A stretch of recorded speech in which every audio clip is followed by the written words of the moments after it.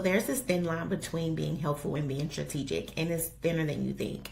And it's the reason why I see so many high performing women stay stuck. Helpful women get thanked, strategic women get promoted. Helpful looks like, let me take it off your plate. I'll stay late and make it happen. Whatever you need, I got it. You're reliable, you're efficient, you are the go to. But none of that made leadership stop and say, she needs to be in the next level conversations. Being helpful keeps you in the work. Being strategic positions you above the work. A strategic women don't just execute, but they direct. They don't just respond, they shape direction. They don't just support leadership, they are leadership. Most women get stuck trying to prove their value by being available instead of positioning their value by being intentional. Helpful makes you needed. Strategic makes you necessary. One is nice, the other shifts how you're seen. And that is what's going to move your career. Ask yourself, are you being helpful or are you moving strategically? Because the cost of getting that wrong is the opportunity you're not even being considered for.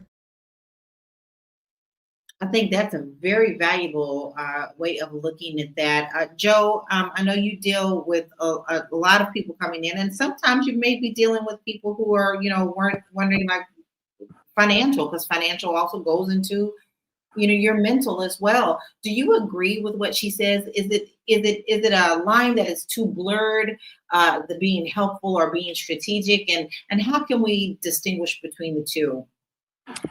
I do agree with what she said.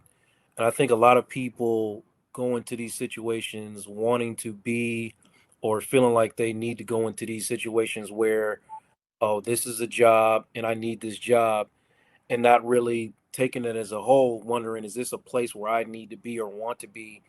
And am I, what is my value to this environment? You know what I mean? And then when you start, you know, taking all of that in, then you start to talk different. You know what I mean?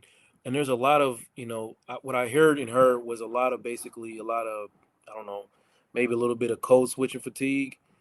You know what I mean? You just sometimes you just get tired of having to do all that code switching. Just let me get this over with and accept whatever they accept, because I don't feel like going back and forth trying to prove my value all the time and all these other things. But sometimes it's just not the space for you, and you have to be willing to accept that and believing that you're not going to get a space that's good for you.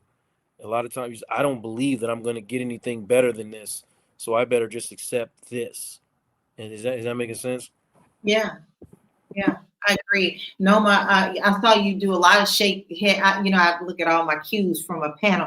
I saw a lot of head shaking there. Is there something that you would like to expound on with that?